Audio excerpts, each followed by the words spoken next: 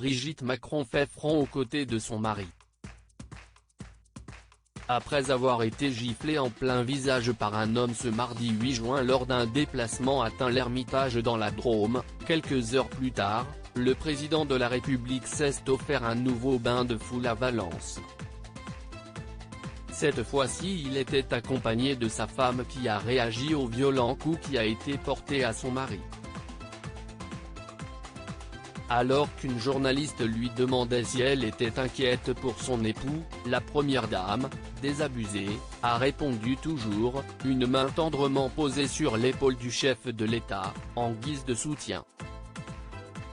Un seul et unique mot qui en dit long sur les angoisses qui habitent l'ancienne professeure de français. Il faut dire que la fonction de président n'est pas de tout repos. D'autant plus qu'Emmanuel Macron a eu affaire à plusieurs reprises à des personnes qui ne lui voulaient pas que du bien et ce même lorsqu'il était encore ministre de l'économie. En juin 2016, il avait reçu des œufs par des opposants à la loi travail. Rebelote en mars 2017, au salon de l'agriculture alors qu'il était en pleine campagne électorale.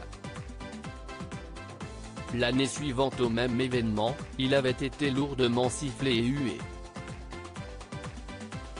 Des déconvenus qui semblent tristement faire partie des aléas du métier.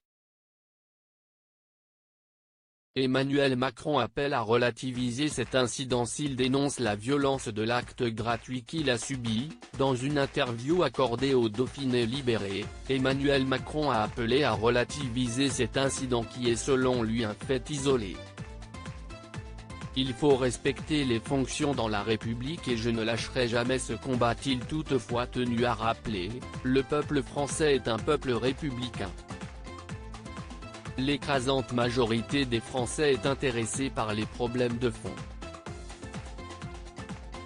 Sur le principe, je serai intraitable, mais ne laissons pas des faits isolés, des individus ultra-violents, comme il y en a toujours quelques-uns dans les manifestations aussi, prendre possession du débat public, ils ne le méritent pas.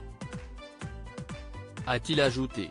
Loin d'être traumatisé par cette agression, le président assure ne ressentir aucune appréhension. J'ai continué et j'ai salué les personnes présentes qui étaient à côté du monsieur et j'ai fait des photos avec elles. J'ai continué et je continuerai. Rien ne m'arrêtera, a-t-il fait savoir.